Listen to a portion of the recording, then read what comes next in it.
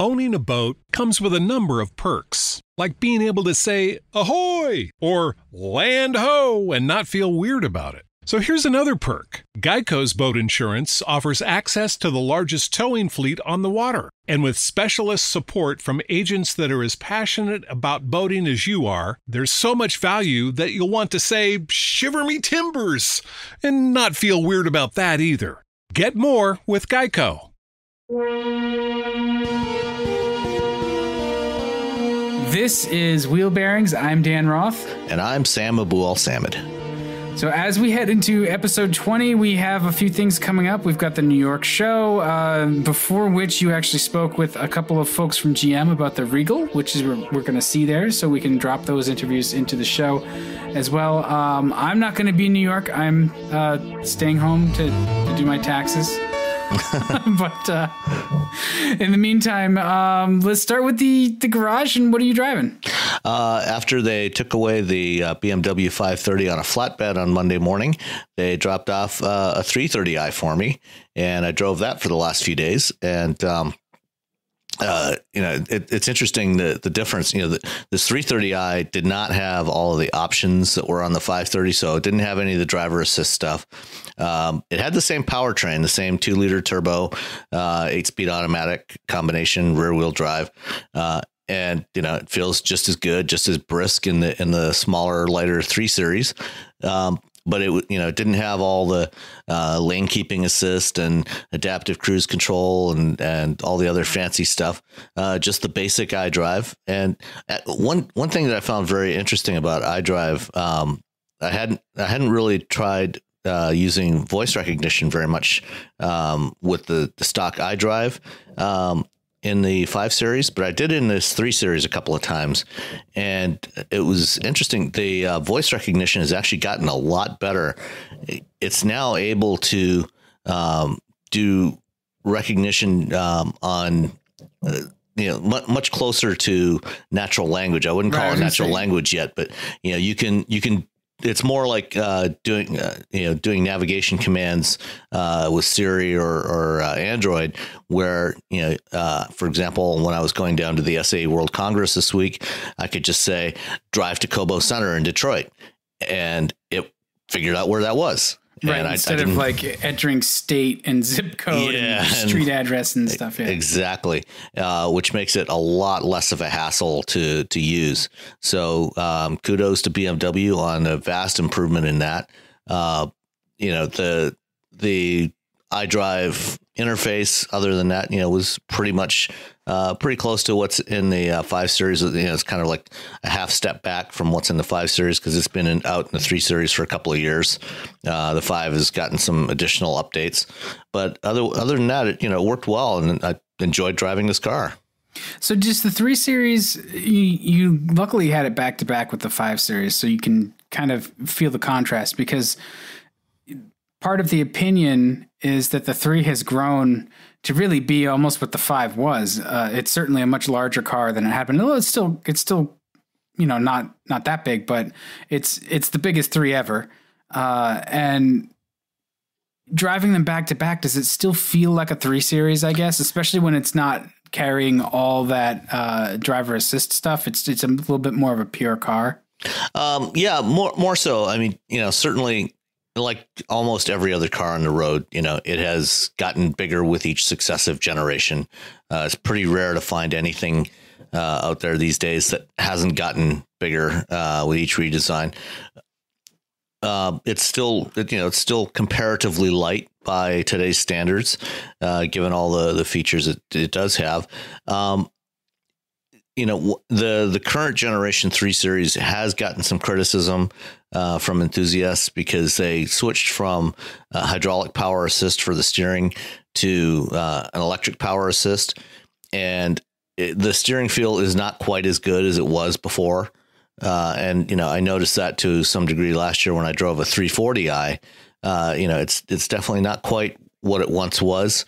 BMW's got some work to do. A lot of almost everyone's using electric power assist now, and some manufacturers have gotten better than others at tuning it to give you some better feel, to give it a more natural feel and better feedback.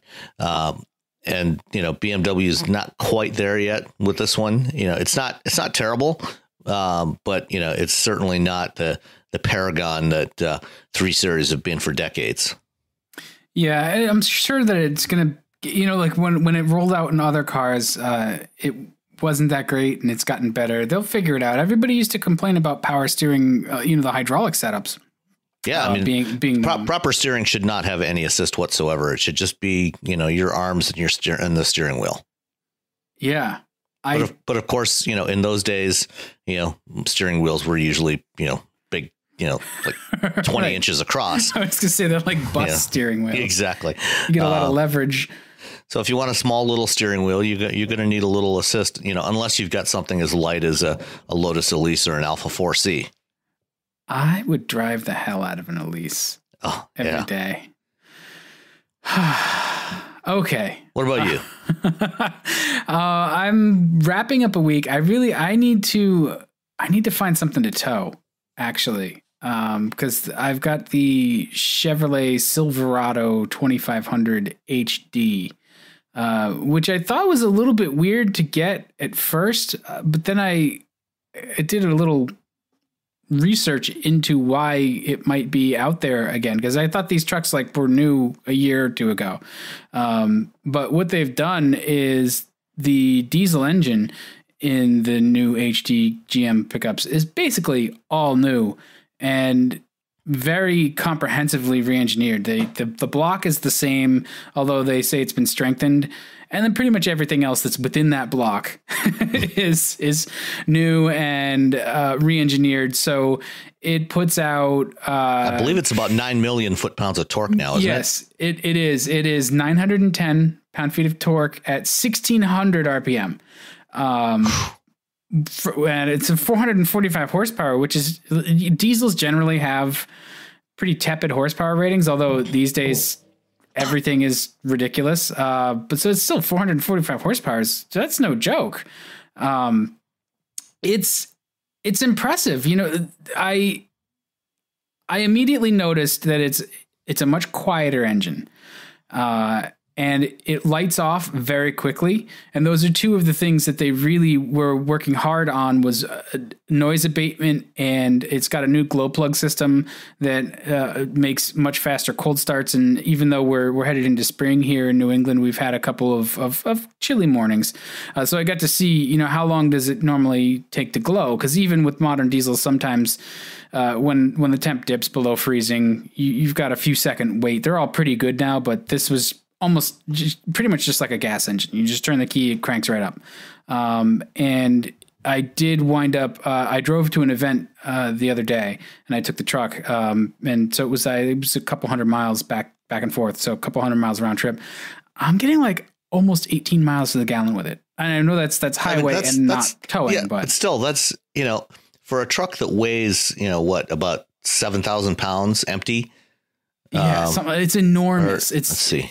It's 6,700 to 8,000 pounds, and this is the 4-wheel drive. It doesn't have. It's not the dual rear axles, so it's our dual rear wheels. So I would say you're right on. Probably 7,000, maybe 7,500. I don't know how much. Is there 2-wheel drive or 4-wheel drive? No, it's a 4-wheel. Okay, so. And I'm just looking at the specs right now. It's about 6,600 pounds empty. Okay.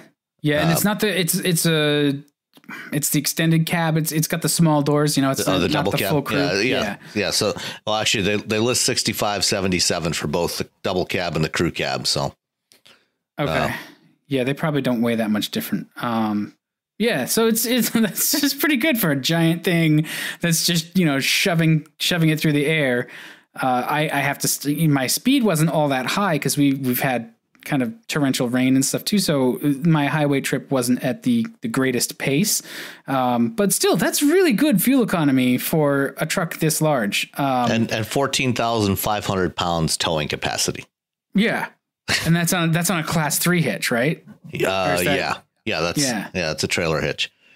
Or actually, no, I think that may be with a 5th wheel. With the 5th wheel. Yeah. That's the 5th wheel spec. That's still though like 14,000. If I'm not personally no, actually, sorry, that is conventional towing. It's 14. Oh, that is. Yeah. So what is it on a fifth wheel? It's got to be higher. You can get up to 15.7 with a fifth wheel on the 2500. And the 3500 with the dual rear wheels could probably. I'm assuming they brush 20. I think they go over 20. That's crazy. Yeah. That's like, don't you need a commercial license to drive a truck that heavy? Amazingly, no, you don't. That's a lot of weight. Yes, it is. And so I don't know if have you ever actually towed something that, anywhere close to that heavy on the road? I would be really a little bit nervous to tow something that heavy just because I've never done it. Most of my towing has been limited to stuff that's not really all that challenging for any pickup.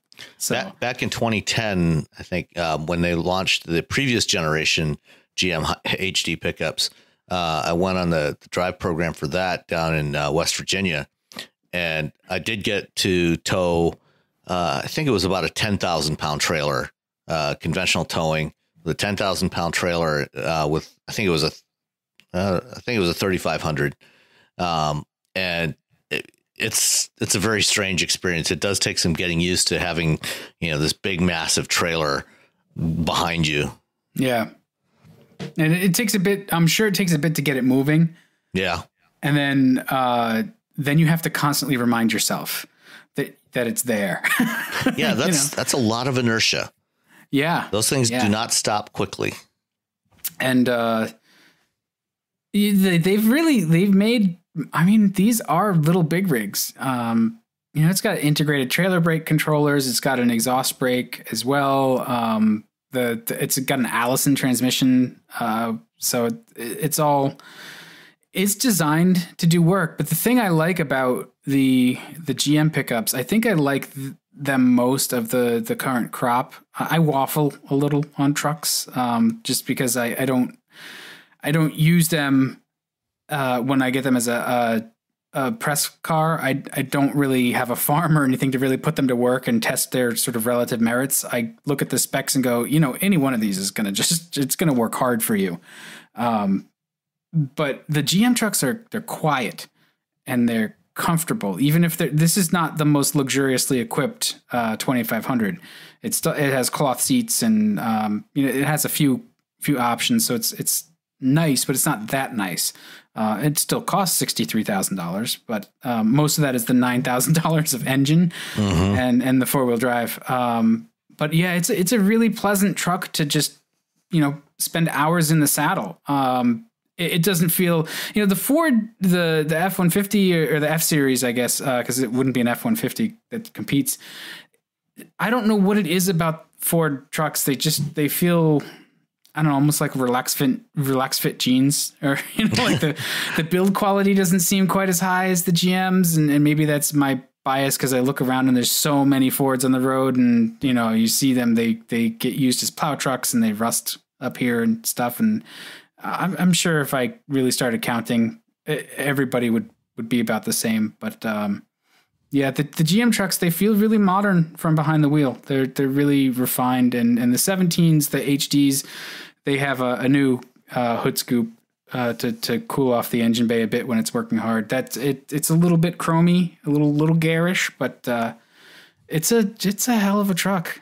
Yeah, I just pulled up the 3500 dually specs, and you can get it up to depending on the configuration, up to 23,300 pounds with a fifth wheel. I mean, what would you? That's a cabin cruiser. That's a or a house cabin cruiser. Yeah, I mean, 23,000 pounds. That's a wooden sailboat with lead keel. Pretty much. Like that's just a lot. A very large wooden sailboat. Yeah. That's, and I mean, there's a need for that kind of truck, I guess. Apparently somebody does. Yeah. And I'm very impressed by the engine. It's very refined, very smooth, very, obviously very powerful. I think that Chevy Yeah, well, and when you combine Chevrolet and GMC, I think they still outsell the F Series. Actually, I think they don't anymore. They don't anymore. Okay. Yeah, they did briefly, but now I think the F Series is back out in front again. Huh. All right. Well, the big news here is the 6.6 liter Duramax V8, and it is it's worth every kind of superlative. It's very comprehensively re-engineered. You know, they from the block up. You know, it's new cranks, pistons, cylinder heads. Everything is redone, and the results speak for themselves. It's a very smooth, refined diesel that there's really no penalty for it. Other than, you have to maintain the exhaust fluid and stuff like that, but that's every diesel. So, yeah. And actually, since you brought up Chevrolet and diesel, I should mention that this afternoon they did swap out the 3 Series for a Chevy Cruze diesel. I like the Cruze diesel. Yeah, well, this is the first chance I've had to drive the new one. I drove the previous generation one a couple of years ago, and I was actually quite surprised with it. You know, I mean, that one wasn't the most refined diesel in the world. That was an older generation diesel, and so it wasn't the quietest engine, but it was really efficient. It got I think I got about 44, 45 miles per gallon combined with that thing. And the new one, is an all new engine that just launched in Europe a couple of years ago. It's a 1.6 liter. And it's, I've only had a chance to drive it for about 10 minutes this afternoon, just getting home. But it's really, really quiet. I was very surprised by how refined it is. And this time, unlike last time when it was only offered with an automatic transmission, this time it's available with a manual. And that's actually what they sent me. Oh, that sounds like the perfect cruise. Like especially if it's a hatch. Yeah. Yeah. So we'll talk about that one next week after I've had a chance to put a little more miles on it. Yeah. Before we move on, we will move on in a second, but I need to figure out how to test this truck other than commuting in it too. So I would like to solicit some suggestions for the next time I get a truck. Just tie a chain around the foundation of your house and. No, I don't want to do that. No, Do you have any stumps you need to pull out? Not really. Not really. Any trees you want to turn into stumps? I think anybody who's giving away like landscaping materials, like I could use some nice tumbled stones to go around the garden edge and stuff. I'm in Massachusetts. I'm not far from New Hampshire. Let me know what you're trying to get rid of. Some big rocks. I'll come and get them. Dan will come to your house and take it away for you. Yes. I even have a trailer, which Perfect. Is such a joke for this truck. It's such a tiny trailer. So anyway, let's 500 pounds on the trailer. Yeah. Well, the trailer, my brother-in-law built it from an old camper. So it tows real nice. It's just a flatbed with a tailgate. But anyway, let's move on. You're headed to New York shortly, but and at that show, we teed it up already. The Buick Regal will be there. The new Regal wagon. Was it the Regal X? Is the all-wheel drive version as well? There's the TourX and the Sportback. Okay, and the Sportback is the hatch, right? The Sportback is the 5-door hatchback. And it's interesting, and we've got an interview that we'll run in a bit that I did with Bob Boniface, who's the global director of exterior design at GM, or for Buick. And I actually first met Bob like 10 years ago when he led the team that designed the original Volt concept, and then went on to do the production Gen 1 Volt.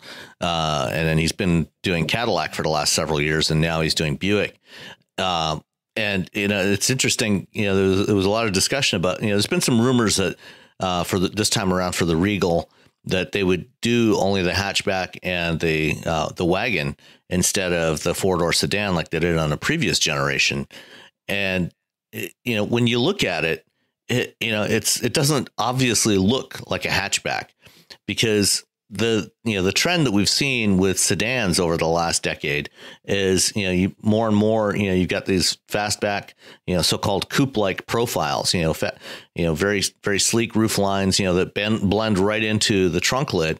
Right. And on most of these, there isn't, you no longer really have a 3-box shape on sedans anymore, on most sedans. And, given that, and the fact that, Americans traditionally have not been, that fond of hatchbacks, especially in premium cars. It's interesting that, they went this direction because it doesn't really look different, much different from most modern sedans, except now true. You have this great big opening in the back to put stuff in when you, find something interesting at an estate sale, or, want to go out to the lake and throw a bunch of gear in the back. So it's quite useful. Well, and that's the biggest complaint that I've had about the cars with the sweeping roof lines is you wind up with this dinky little trunk lid that you can't get anything into the trunk. So at least as a hatch, it doesn't look all that different from other cars. And Mazda did the same thing with the 6 for a while as well. But they ended up dropping it. I wouldn't be surprised if the next generation they maybe go back in that direction. And Audi's done it. With both the A5 and the A7. They offer that, and BMW's got, their Gran Turismos, the 3 Series Gran Turismo and the 5 Series, although that latter one's, somewhat less sleek looking. Yeah, well, I mean, the 3 Series GT is no peach either, but it's a little better. Yeah. But those are weird cars. They're in a weird place. Even the Porsche Panamera, is a hatchback, right. 5-door hatchback. So, well, it makes sense too, because then, like, if you were to put a trunk in this car, it's going to be like 12 to 14 cubic feet, but you're not going to be able to get anything in there. But at least with a hatch, you can open it up and you can probably get a more useful cargo area and actually a little bit more cargo space. And in fact, in the Regal Sportback, with the rear seats up, you can get 31.5 cubic feet of stuff in the back there. That's ridiculous. And when you fold the seats down, it grows to almost 61 cubic feet.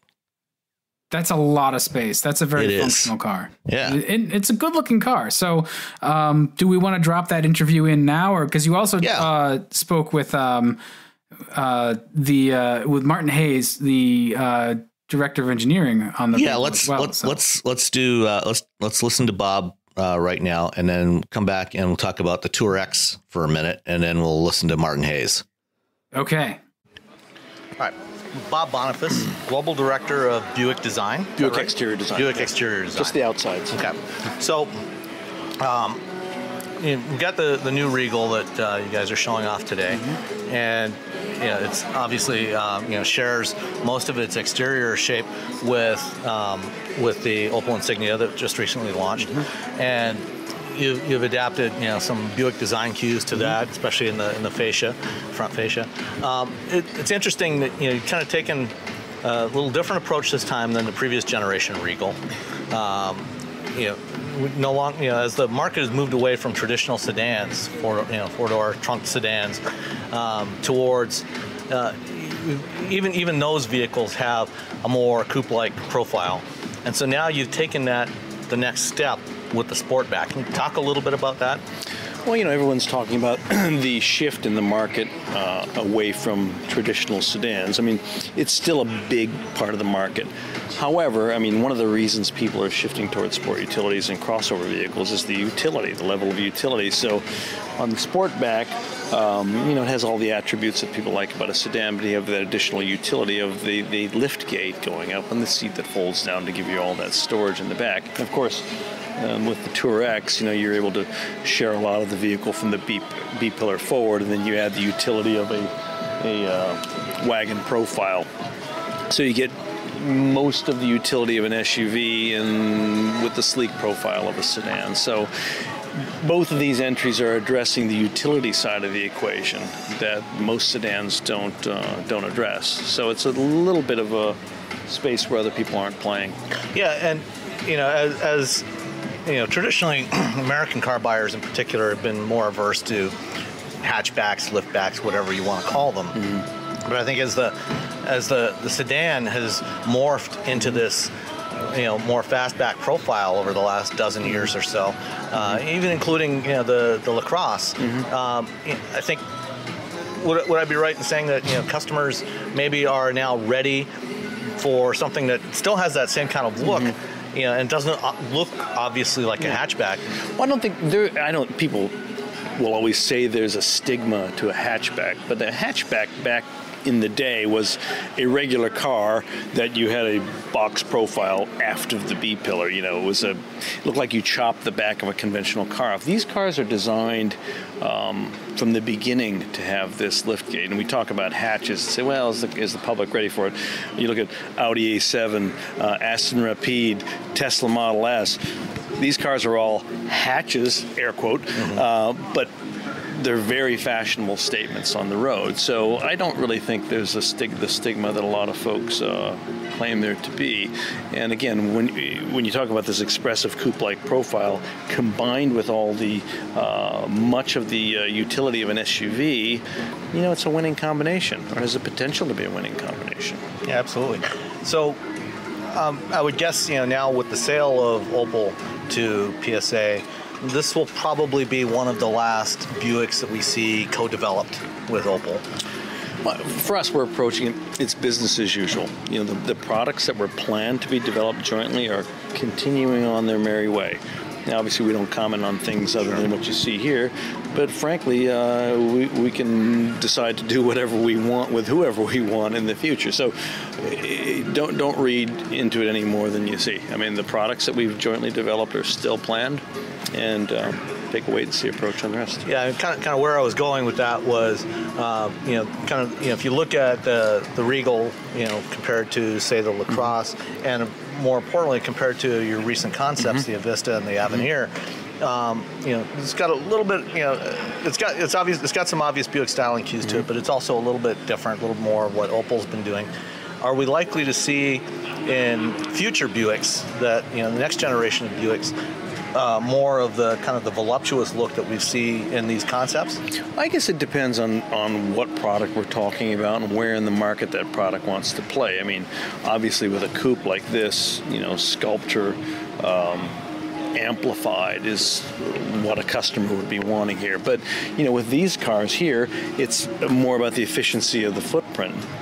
It's, wheelbase, it's rear seat comfort, it's cargo capacity. So these are going to be a bit more pragmatic in how we surface them and how we develop the proportions. So I wouldn't say that us parting ways with Opel is necessarily going to change our design language or our vocabulary in this segment. These vehicles look the way they do for a reason.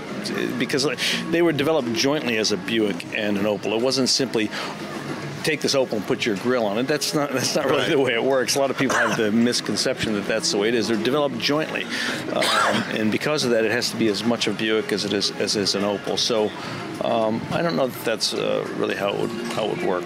Okay.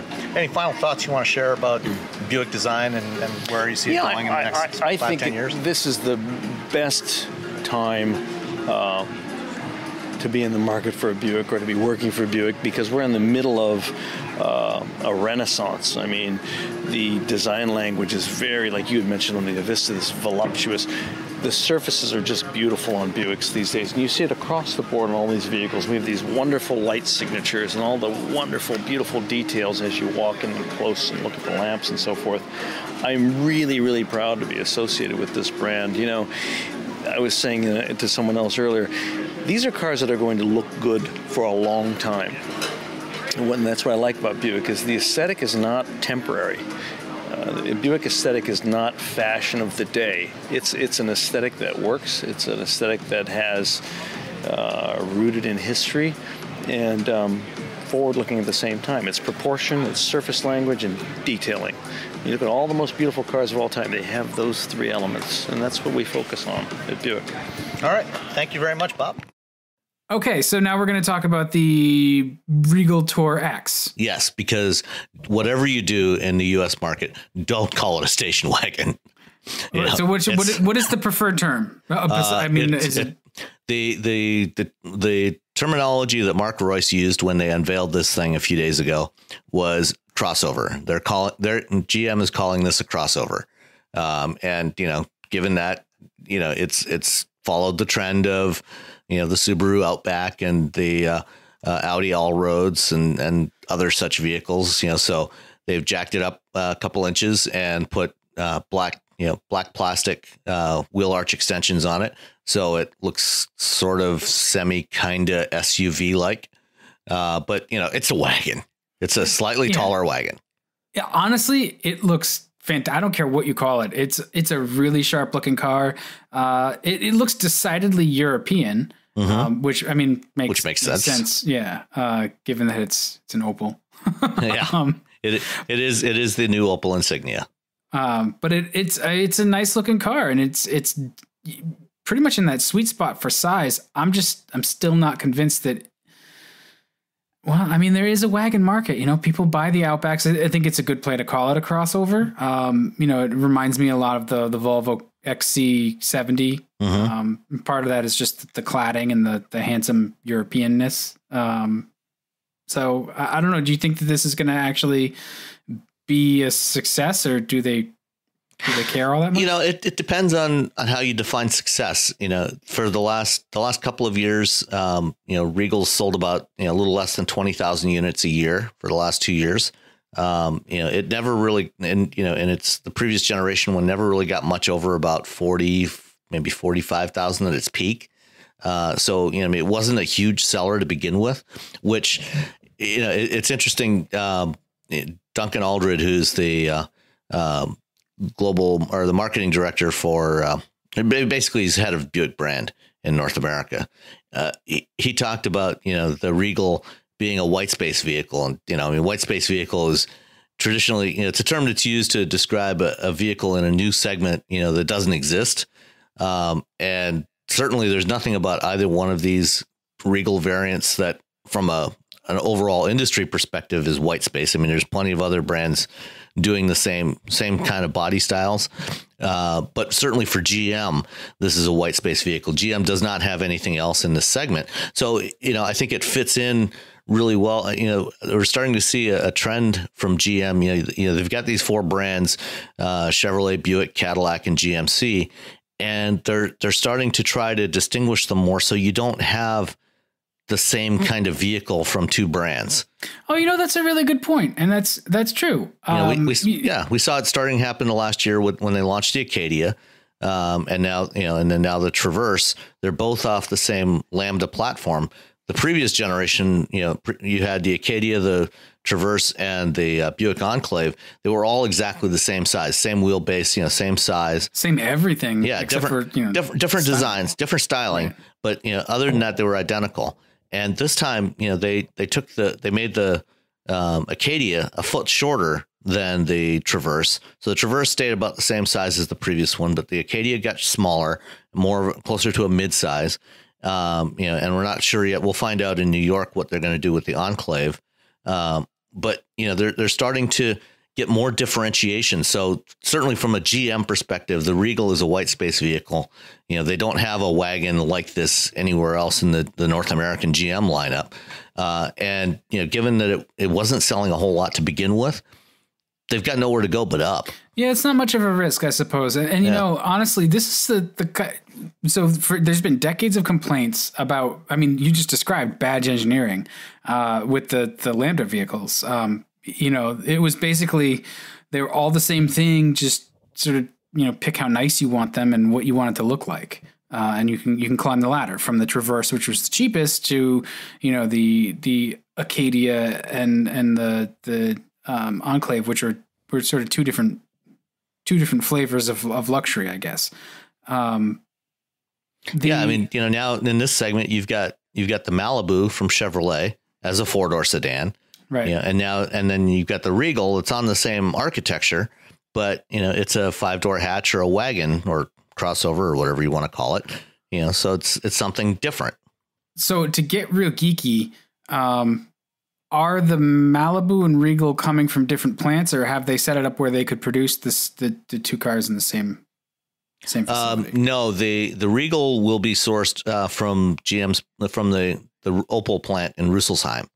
And this was actually planned long before the sale of Opel and Vauxhall to PSA. They decided some time ago that the second generation Regal, or this new generation Regal, would not be built here in North America. The previous one, they have been building it in their Oshawa, Ontario plant for the last several years. And because the sales are so low, they haven't said what they're going to do with Oshawa, but they're not going to build Regal there anymore. It's because it's so, it shares so much with the Insignia. I mean, it's all the same sheet metal as the Insignia. It's easier for them to just build it there and then ship them over. Yeah. Well, I guess that, makes sense. And again, it's kind of, they don't have really anything to lose. This is the kind of thing that I would love to see Ford actually do with Lincoln. And I guess they're trying a little bit. But really, like, Lincoln for years, it was, Lincoln doesn't have anything distinctive. And now since Mercury's gone, Lincoln has been kind of turned into Mercury to a degree. I mean, Lincoln, they've got distinct styling, but other than that, they are, aside from the Continental, the MKZ, the MKC, and the MKX all share, the same dimensions, the same wheelbase and everything with their Ford equivalents, and mostly the same power plants. They're starting to distinguish the power plants a little bit and give Lincoln some unique variations of the power plants. They've certainly got unique styling. Hopefully they'll start to differentiate them more, like that. They've got, Lincoln gets the Continental, and Ford is not going to have anything equivalent to the Continental. It looks like there won't be a new Taurus for the North American market.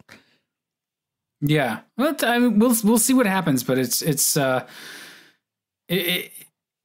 I don't know that Ford actually has anything that they could give Lincoln that's just kind of the same that they don't already offer. Maybe they do.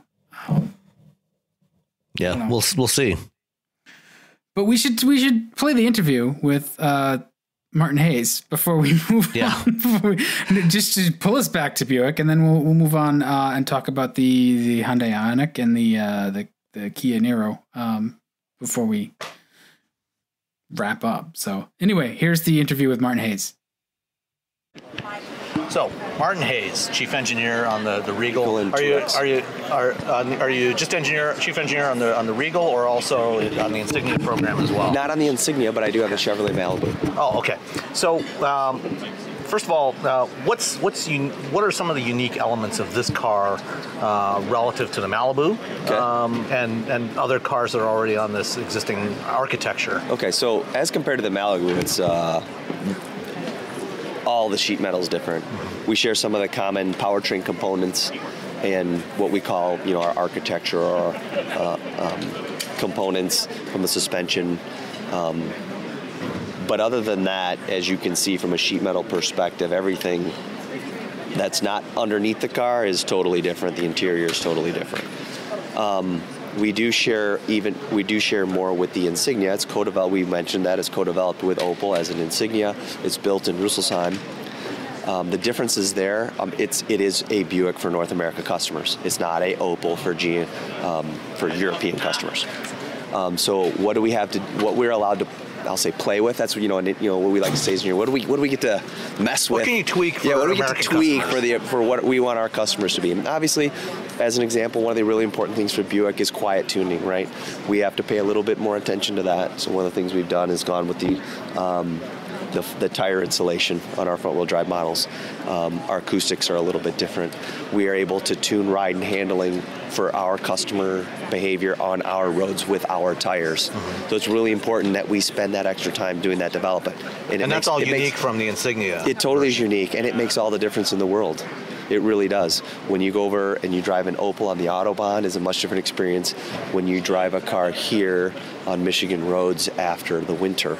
Right, we have to play these things a little bit differently. So that's one of the aspects as well. Then we have some powertrain differences. They have different powertrain lineup than we do. We do share a little bit. We have the 2-liter turbo 9-speed on the front wheel drive. That's fantastic. We tune that, we develop that, we calibrate it for how our customers drive here. So these are the tuning elements that we have.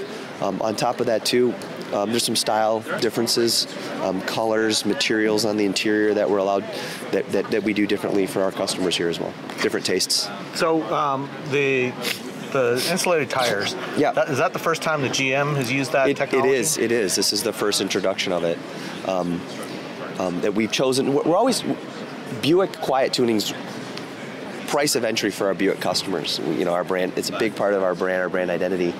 But we have to do that efficiently as possible.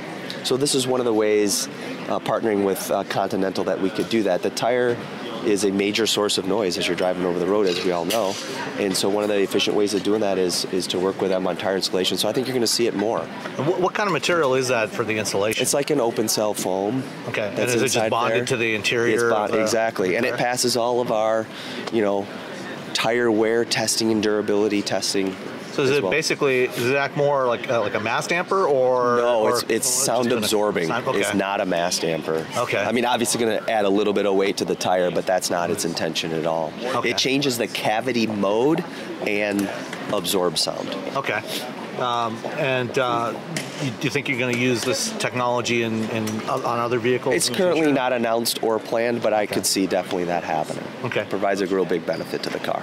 And another one of the features that's unique to the Regal, at least Yes. for GM here in North America, is the active safety hood. Talk a little Absolutely, bit about that. yeah. So what this is this an added safety element that we've added to this vehicle from a pedestrian perspective, pedestrian protection perspective. And what you have on the front is a long pressure sensor along the front of the vehicle. And in the unlikely event of hitting a pedestrian, it can sense that has occurred, activate a small pyrotechnic device in the hinge. The hinge immediately pushes the hood up about 4 inches as the pedestrian is accelerating onto the hood, and provides a safer, bit more of a cushion, and the hood is closer to that pedestrian, and it lowers all the potential injuries of that, whether it's head, shoulder, thoracic. All of those injury criteria are improved in this kind of situation. So after it actuates and rises back up, does it start to descend slowly, like an airbag would start to deflate? After a few seconds, the system depressurizes. Okay. Obviously, an event has occurred. You're not just going to be driving off anywhere or give up. So you're going to see this. You're going to see this has happened. At least you hope you're not going to be driving off. The hood can be pushed back into position, and you can safely go on to where you need to, and if you read, there's clear documentation in the owner's manual and some getting to know you information for the customers, so they know they do need to go to a dealer and have it serviced. So is that a similar type of pyrotechnic actuator to what's used in airbags? It is similar to that, but it's more similar to the ones that are like a pretensioner for a seatbelt. Okay. That pretensions your seatbelt. It's a lot smaller. Every supplier has their own unique blend of how that all works, so it's all proprietary, but it's more similar to what a pretensioner does. And what about other technologies that are new and unique in the Regal compared to either the Insignia or to other North American models that you have? Well, we have unique to this vehicle. Yeah, what's new? I'm looking for what's new. Okay, so what's new? I mean, we highlighted a couple of the key ones here that are really new. What I'd like to think really is new is what we're offering the customer from for one, an SUV alternative perspective with the TourX, and then also a great mid-size car to drive, some unexpected versatility with the Sportback.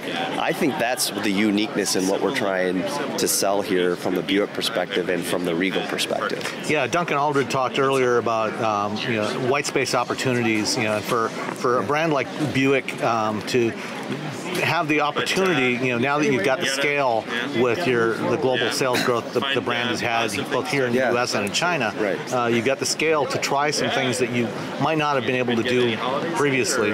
And as traditional sedan sales have been in decline in recent years, it's an interesting time to go with a different format, a different body style. How do we get those people back into it? Yeah. If they've decided that they like the versatility of a utility, how do we get them back into the sedan market? 'Cause I'll tell you what, when they drive it, they're going to remember how great it is to drive a car. Right. Okay, and get back into a sedan, and how easy it is, and how easy it is to park. But then you get on the road, and that spirited performance, especially with the all-wheel drive system, they're going to fall in love with it again. But then you have some of these unique features like a Sportback, which offers a little more versatility in cargo, and then obviously the TourX, which gives you all kinds of added versatility and in the accessories that are, the roof rack accessories that'll be available, and the different cargo functionality that's available. Okay. And what about interior features for customers? Anything new that you're offering in terms of connectivity or other capabilities? We have our suite of connectivity features that we're offering in the Buicks, with the 4G LTE Wi-Fi and OnStar, all the latest CarPlay and Android features. We have wireless charging. The uniqueness in the interior, in my mind, comes with the feeling. It's slightly driver-centric, but it's not disregarding the passenger. But if you sit in there, you'll start to notice everything kind of shifted towards the driver. So it feels more like a driver's car. And then it also accentuates spaciousness. Everything feels a little wider than maybe it really is. Yeah. And then the subtleties and choice of materials and the stitching and the colors and the way those all accent each other makes it a little bit unique in this space. It's understated luxury that I think our customers are really going to value. Okay, great. All right, so you went to a Hyundai Ioniq event actually today, and last night I actually went and checked out the Kia Niro out here in Boston. So we saw two different versions of the same thing, but what was your take on the Ioniq? What did you do? Did you drive it? Did you just sort of crawl all over it, get the presentation, eat the lunch, do the thing? Well, we did the crawl all over it and get the presentation, eat the lunch back in November, just before the LA Auto Show when they revealed it there. So this time we actually had a chance to take it out on the road and drive it. The first half of the day, we drove the Ioniq Electric, which is a battery electric version. And just to back up a little bit, the Ioniq and the Kia Niro share a platform. It's Hyundai Motor Group's first dedicated electrified vehicle platform. And I say electrified because it's the first one to offer both three different variants, powertrain variants: a hybrid electric with no plug, a plug-in hybrid, and a full battery electric version. And the battery electric version of the Ioniq is the first one to go on sale. It's available now in California, and they'll be rolling it out to other states over the coming months. And then the hybrid is launching later this month, later in April. And then the plug-in hybrid will arrive in the fourth quarter of this year. Yeah, and it's not that they don't have experience with hybrids and even plugins. They've been doing the Optima and the Sonata for several years now. Right. So they've decided to basically make a direct Prius competitor, and certainly the Ioniq is very clearly aimed at that segment of the market, but it looks a lot more normal, I think, than especially now the Prius got ugly. So yeah. You look at it, aerodynamics was obviously a primary factor in its design, which is why it has the basic side profile it does, which looks very Prius like.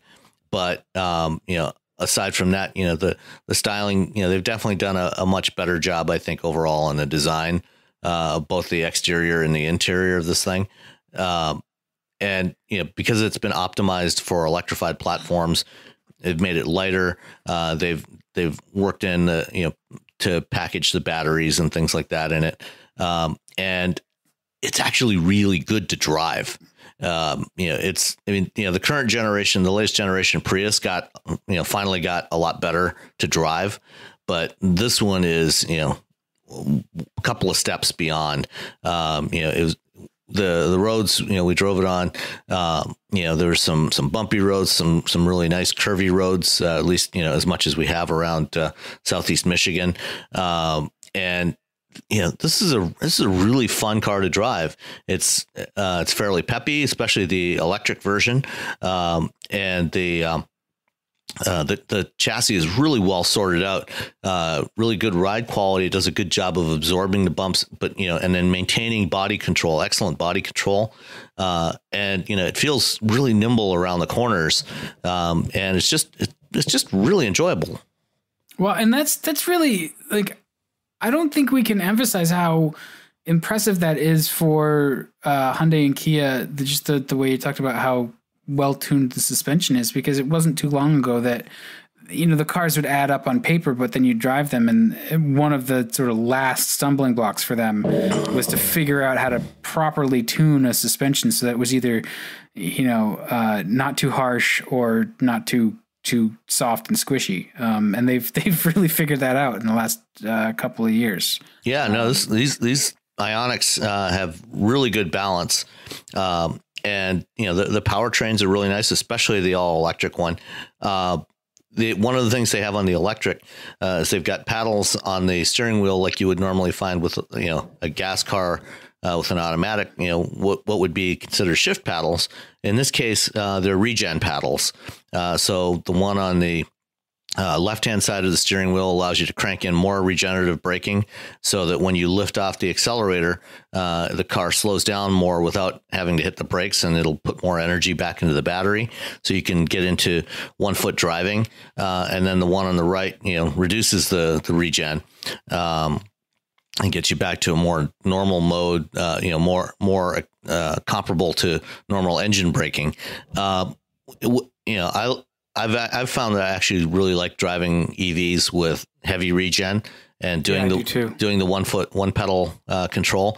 However, I found that compared to the Chevy Bolt I drove a couple of months ago, this one, it doesn't give you quite as much max regen as the Bolt does.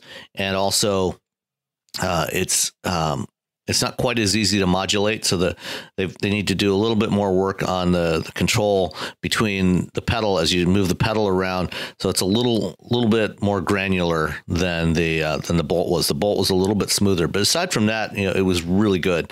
And I think I'm looking forward to getting one of these to spend a longer period of time driving it around and get a better handle on what the real range is. This is the one other thing about this car, besides the all that, is the range. It is only 124 miles. Hyundai's been emphasizing the efficiency of the car, so it's actually much more. It's actually quite a bit more efficient than any other EV on the market.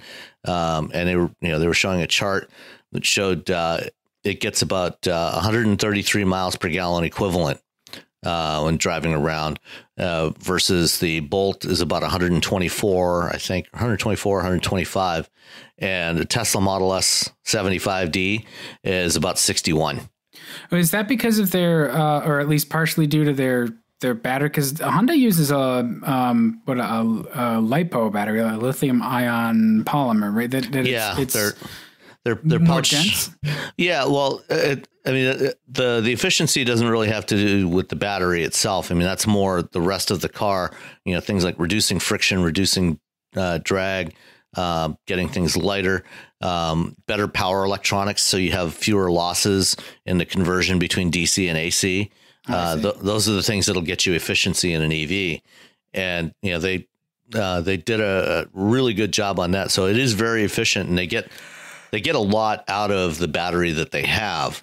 It's just not as much battery as what you'll get in a Bolt. Yeah, but the flip side too is that it's very cleverly packaged too. So you pay less penalty. I mean, I haven't really spent any time with the Bolt, so maybe there's not as much of a penalty there either. But with the battery packaged beneath the rear seat, like it is in both of these cars. The Bolt, it's entirely under the floor. And so you have a completely flat floor. And in this one, it's partially under the floor and partially under the rear seat and the rear cargo area. But even with that, you still get almost 123 combined cubic feet of total interior volume, which actually classifies this, under EPA. That's a large car, 120 feet. 120 cubic feet is the threshold for a large car. And so this is actually almost 3 cubic feet larger than a Model S, which on the outside is a substantially larger car. I was going to say that's crazy because this is the size of a Prius outside. Yeah, it's exactly the same size as a Prius. It's like within an inch in all dimensions except for width. It's actually a little bit wider than a Prius. But you get 26.5 cubic feet of trunk volume, 96 cubic feet of passenger volume. I mean, this thing is very roomy, roomier than a Model S. Obviously, it doesn't have the range, but it does really well. It's very impressive. And they have said that they're going to do a version with a larger battery next year, a 200-mile range. Currently, you get 124 miles of range, which is going to be plenty for most people. But for example, if you live in Massachusetts or Michigan or someplace else where they get cold winters, depending on how far you have to drive on a regular basis, it could get marginal. But it's a good car.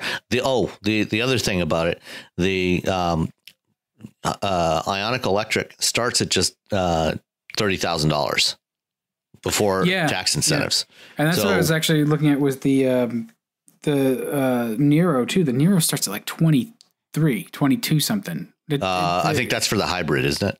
Yes. Yeah. Yes. I'm sorry. Yes, it is for the hybrid, but still, like both of those, like they've dropped the price point of both a hybrid and an EV to a pretty impressive level. Yeah, absolutely. And the thing about the Ioniq, obviously, it's designed in a lot of ways. It's designed to appeal directly to Prius buyers. And give them the option of either, a conventional hybrid, plug-in hybrid, or a full battery electric. So, if you want something like a Prius that is a BEV, you have that option from Hyundai for, like $22,000 after tax incentives. And actually, if you live in California, it could be as low as about 18 grand. It's the same thing as like the Nissan Leaf, though, in the sense that it's a very good mousetrap. The one thing it's missing is that sort of Prius shine, just the halo effect of the name, kind of like the same as every Tesla. So they've built a really, really competitive car. It's also missing one other thing too, though. Oh, what's that? Well, what's the segment that Americans seem to be rushing to in a headlong race? It's the crossover, you mean? Yeah. I mean, they've got the Soul EV, which I guess is kind of a crossover. Well, that's a Kia, though. Yeah. I think of Kia and Hyundai as the same. So it's like, oh, if you're going to buy a Hyundai, you buy a Kia, you too. Like, I probably just do that because I'm who I am. Yeah. But there is another option now, too, which you're going to talk about. Well, yes, that is the Niro, which is basically all the things that you said about the Ioniq, where I was in real time comparing it to the Niro, because that's the one that I have experience with. My biggest impression of this was how normal it is. It's just they brought up for us to gawk at the highest trim level Niro, but when you look at it, it just looks like a normal car, like a normal hatchback. It has a 43 horsepower electric motor stuck between the engine and the transmission. I think it's a dual clutch transmission in the Niro, and I think a 1.6 liter turbo. No, it's not. It's Atkinson. Right? Yeah, it's normally aspirated. But it'll get up to like 50 miles per gallon, which is good because to get that in the past, you'd need a car like a Civic HX, which was just a penalty box. It's very comfortable. Materials are good. It's stylish. It's, you don't pay any penalty with the cargo space and stuff. Like, it really feels like the sort of future of the efficient vehicle segment, in the sense that it hits all of the marks, like everything that people want in a car. It has you can call it a crossover if you want. I didn't really think it was a crossover, and just like my impression of it was like, oh yeah, it's a compact hatch. which is essentially what a lot of crossovers are anyway. Pretty much. I mean, they're tall, they're compact hatches that ride a little higher. Yeah. And that's fine. You know, I was impressed with it. All of the details of it, you know, it's pretty much the same vehicle as the Ioniq with a different powertrain. So Hyundai is really, and Kia has really done their homework. The structure has a lot of high strength steel. I didn't get a chance to drive it, so I don't know how it behaves on the road. From what it sounds like, it drives tight. It's well behaved from your impressions of essentially the same vehicle. I'm not sure how they're going to translate. I don't think it's going to be all that different though. Yeah, I mean, from early reviews I've read from people who had a chance to go on the first drive of the Niro, it's very much like the Ioniq. You know, it's gotten very good reviews. You know, especially for its driving dynamics and the powertrain. Yeah, and it's hard to predict where the buyers are going to go, but they seem like they are. There's this, again, like you were talking about white space, like there's this blank area here. I guess if we wanted to make another metaphor, we'd call it a green field, right? Like there's not too many choices in this size segment for crossovers that are hybrids and don't really cost you anything in terms of actually using it. So there's a few, like, but they're not as well developed, I guess. Really, I mean, there's the RAV4 hybrid from Toyota. Yeah, that's what I was thinking of, but I don't like the RAV4. Yeah, and the Nissan Rogue hybrid. You know, those are probably the two closest to what the Niro offers.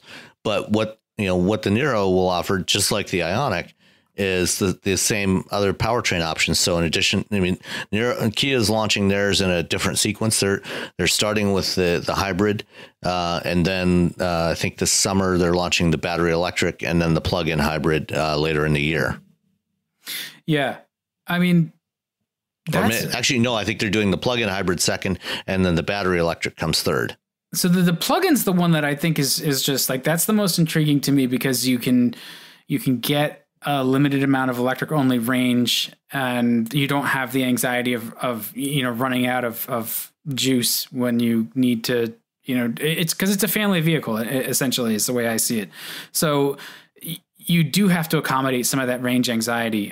Certainly the 100 something miles of range as a battery electric vehicle, that's pretty good, and that will cover most bases. But if you're going to use this, the way a modern family does, you may lean toward the plug-in hybrid. I can see that being sort of the one that takes the sales crown, but maybe it's just the straight up hybrid that does. I don't know. I'll be really curious to see how these do, though, just because they're not the Prius, and Toyota has done a really good job of building that brand, and we've seen other hybrids kind of come and fizzle, I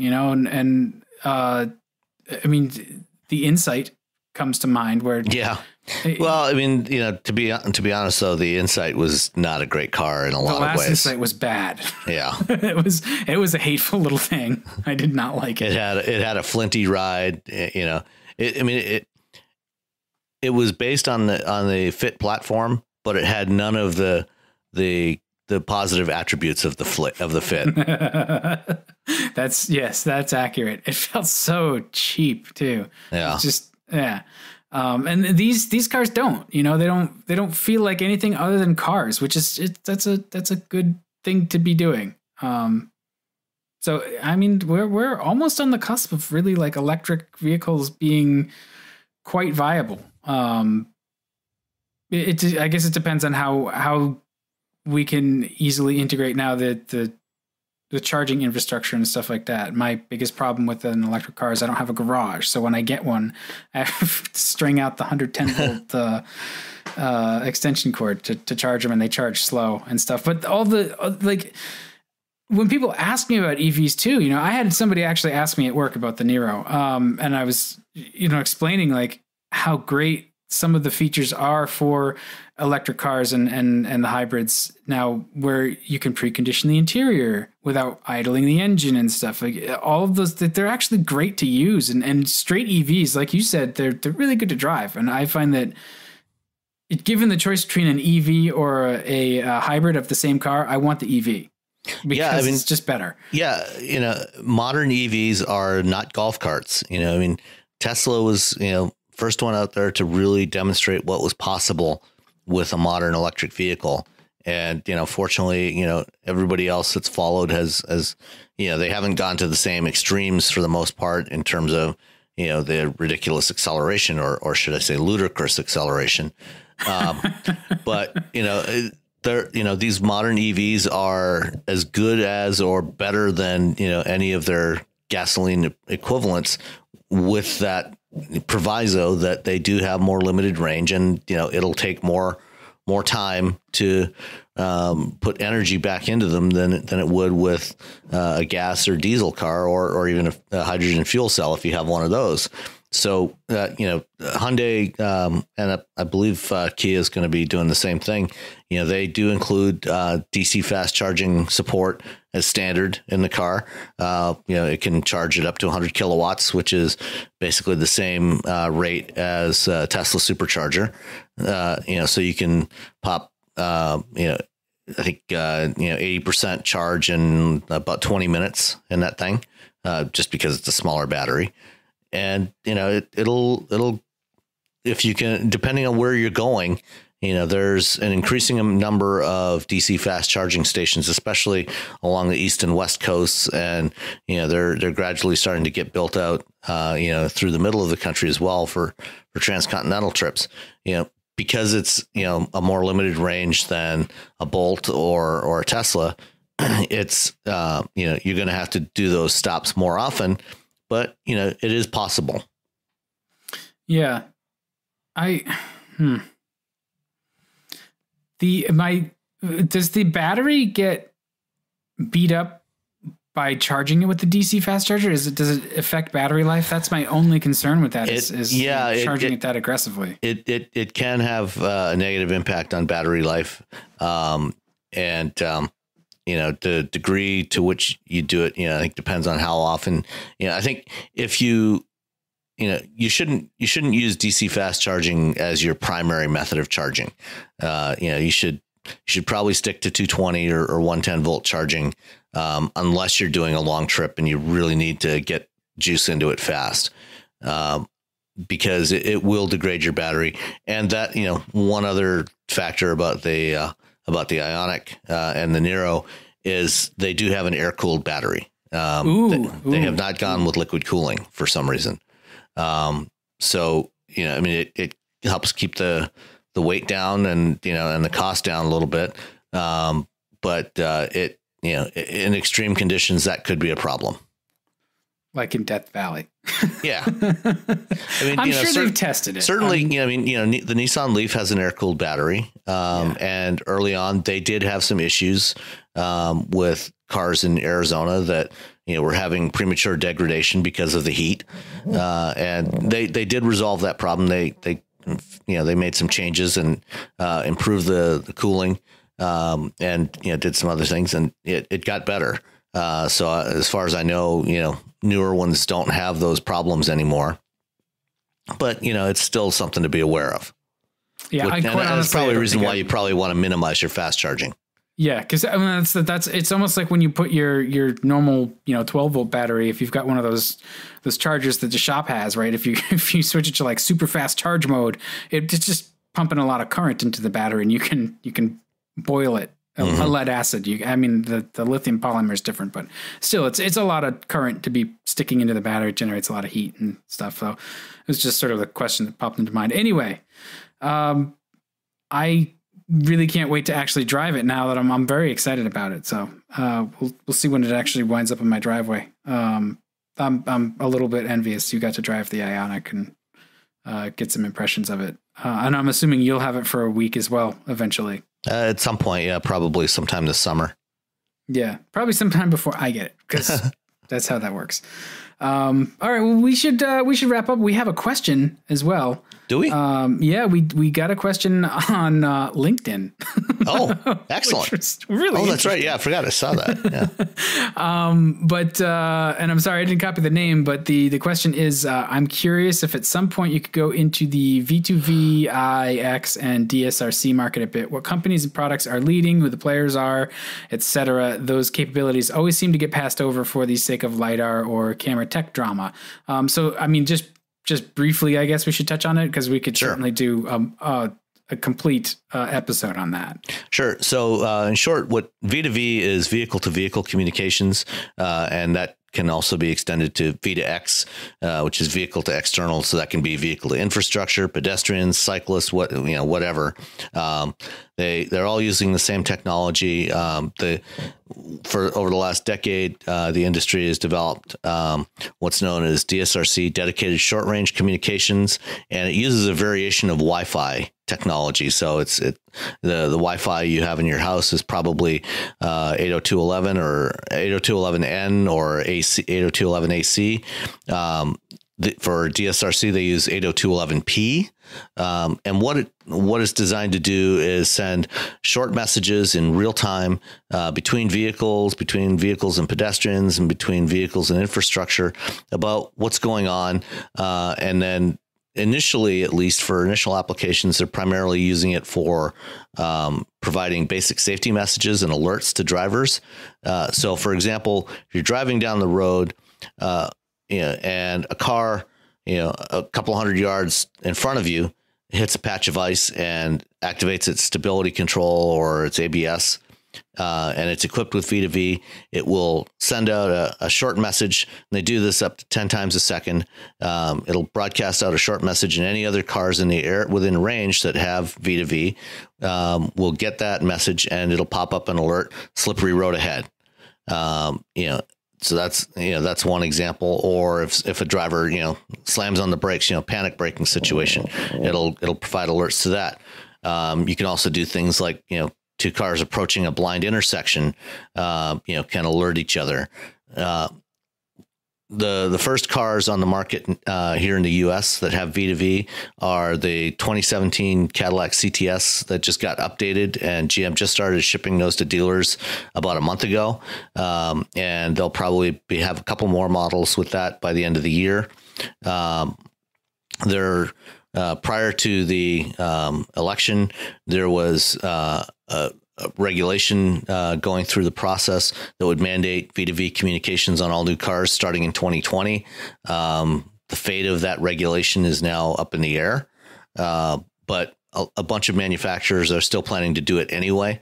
And particularly for autonomous vehicles, it's going to be important because, when we drive as humans, we often give we often have nonverbal communications that, we exchange amongst each other. We use hand signals to give various types of messages.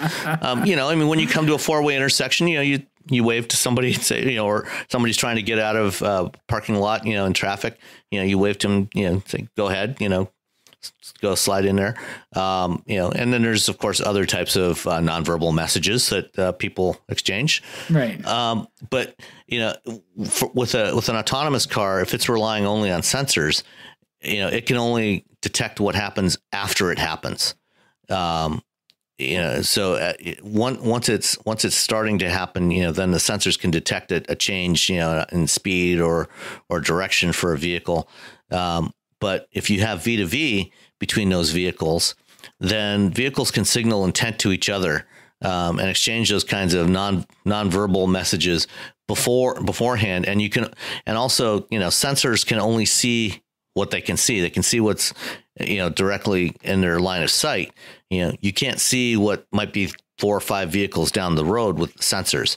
And so V2V can extend the situational awareness for autonomous vehicles as well as for human-driven vehicles. And so, I think we're going to see, I've written a couple of research reports now, for my company, for Navigant, doing, forecasting how V2V is going to deploy. And I think here in the U.S., we'll see it become pretty commonplace by the early 2020s, and, probably hit about about maybe 30% of the 30 to 35% of the total vehicle fleet in use, by 2025. And there's also, and that's for new vehicles. And there's also companies working on aftermarket systems that you can plug into your car and get those messages. You can also potentially do it with a cell phone because it's based on Wi-Fi. So there's a lot of ways that it's going to get into cars. In some areas, some regions of the world, they're also, instead of using the 802.11p, the DSRC, they're looking at using 5G technology to do this. The problem with cellular, the 802, the DSRC is designed for really low latency, almost instant. Right, which is the key with that kind of stuff. If exactly. Instant, yeah. Yeah, you need to know now what's happening. And with traditional cellular technology, if it has to go through the cell network, that adds a lot of latency into the messaging. So it's got to be direct. And so there's some companies that are working on direct cellular communications between vehicles without going through the network. Direct 5G, so it wouldn't actually be. Yeah, it's peer to peer instead of going through any kind of infrastructure. So it wouldn't actually ping a cell then, right? No. Like it would sort of just like another channel, I guess, like a sideband or something. It would just, send out the messages in any other car in the area that's got a 5G radio, that's set up for V2V, could pick those up and provide the messages to the driver. You could just get a CB with a linear amplifier and there'll be no latency. You should crank that amp up. It's going to bleed into everything. Yeah. It's also not legal, but if you get a powerful enough one, you can make fluorescent tubes light up. Yeah. All right. So I think the reason why the V2X and V2I stuff is not as it gets lost a bit when the conversation turns to autonomy and just the next generation of driver assist systems instead of like LiDAR. LiDAR is going to happen sooner. It's already happening with the next stage of development.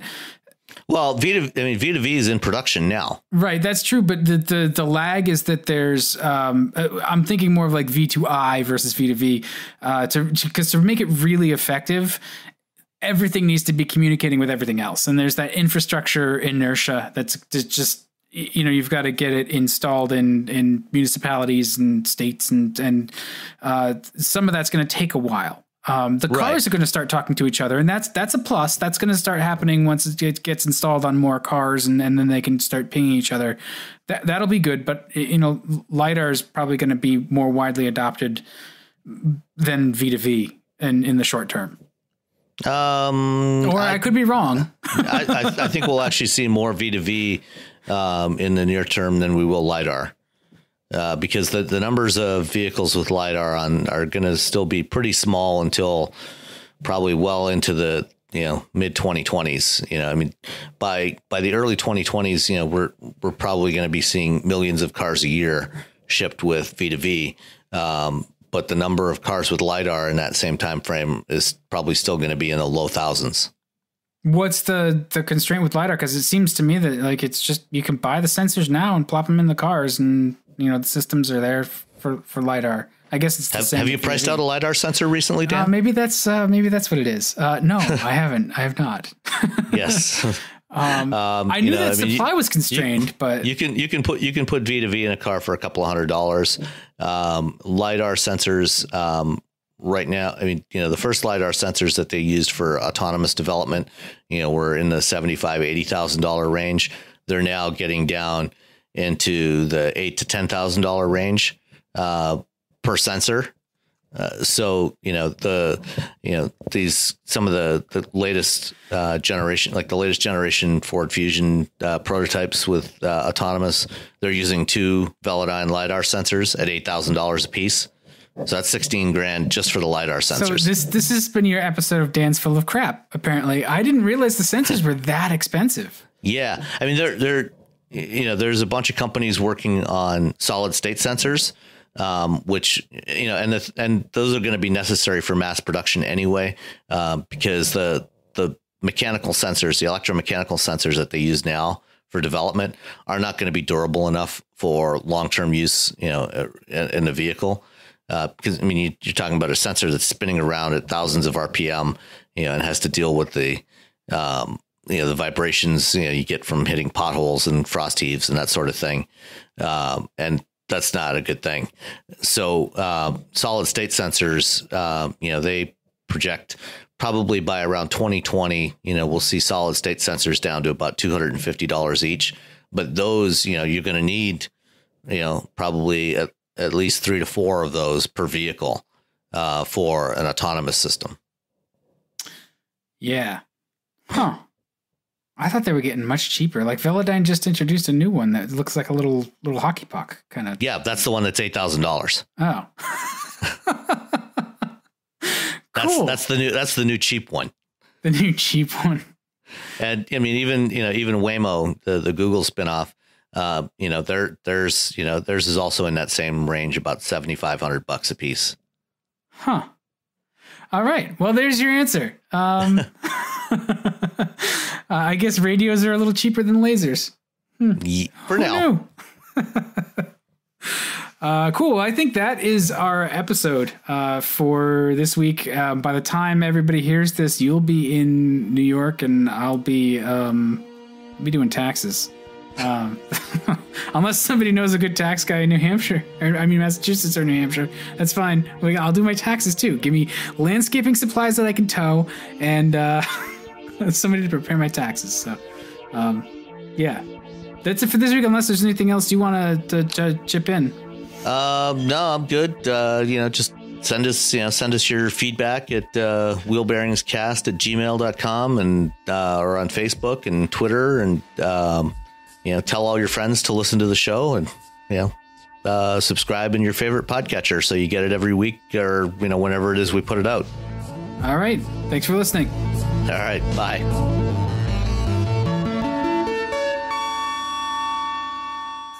Owning a boat comes with a number of perks, like being able to fling your favorite fishing rod around. And here's another perk.